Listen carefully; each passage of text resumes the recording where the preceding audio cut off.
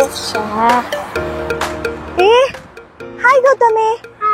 ಏನ್ ಮಾಡುದು ನೀನು? ಮೊಬೈಲ್ ಗೇಮ್ಸ್ ಆಡ್ಬಾರ್ದು, ನಿಂಗೆ ಗೊತ್ತುಂಟಲ್ಲ, ಅದು ನಿಂಗೆ ಒಳ್ಳೇದಲ್ಲ. ಕೆರೆಗೆ ಹೋಗ್ತದೆ, ನೀ ಬರ್ತೀಯ ನನ್ನೊಟ್ಟಿಗೆ? ಸರಕೇರ್ ಅಂದ್ರೆ ಏನು?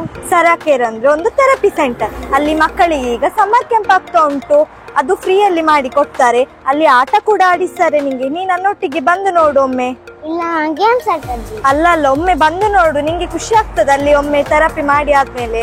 ಇಲ್ಲ, ನಾನು ಗೇಮ್ಸ್ ಇಲ್ಲ ಇಲ್ಲ, ನೀ ನನ್ನೊಟ್ಟಿಗೆ ಬಾ ಬಾ. ಅಯ್ಯೋ,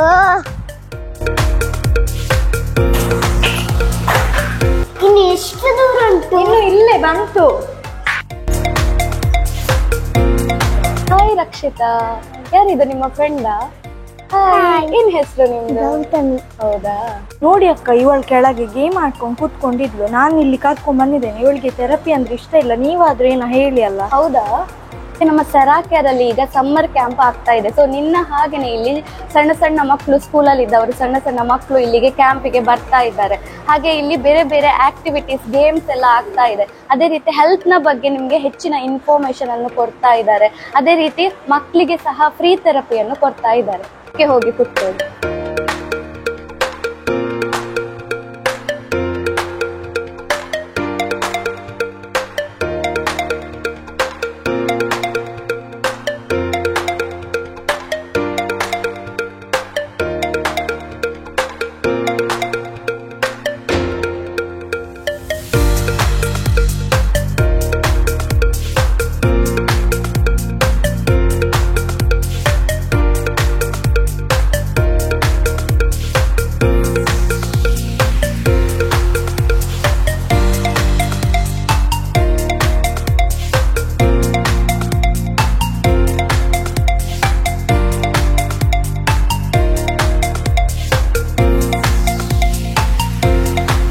ಇದು ಬೆಡ್ ಮ್ಯಾಟ್, ಇದರಲ್ಲಿ ವಿಟಮಿನ್ ಡಿ ಸಿಗ್ತದೆ.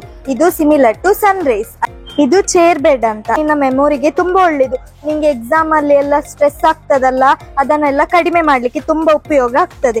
ಇದು V3 ಮಸಾಜಿಂಗ್ ಬೆಡ್ ಅಂತ ಹೇಳಿ, ಇದು ನೀನ್ ಶಾಲೆಗೆ ಹೋಗುವಾಗ ಬ್ಯಾಗ್ ಅಲ್ಲಿ ಇಟ್ಕೊಂಡು ಹೋಗ್ತೀಯಲ್ಲ, ತುಂಬಾ ಭಾರ ಇರ್ತದೆ. ಮತ್ತೆ ನೀನು ಕ್ಲಾಸ್ ಅಲ್ಲಿ ಸುಮಾರು ಒಂದೇ ಪೊಸಿಷನ್ ಅಲ್ಲಿ ಕೂತ್ಕೊಂಡಿರ್ತೀಯಲ್ಲ, ಅದರ ಕಾರಣ ನಿನ್ನ ಸ್ಪೈನ್ ಅಲ್ಲಿ ನಿನ್ನ ಬೆನ್ನು ತುಂಬಾ ನೋವಾಗ್ತಾ ಇರ್ತದಲ್ಲ, ಅದು ನಿಂಗೆ ಹೀಗೆ ಮಲ್ಕೊಂಡ್ರೆ ನಿಂಗೆ ಒಳ್ಳೆ ಮಸಾಜ್ ಆಗ್ತದೆ.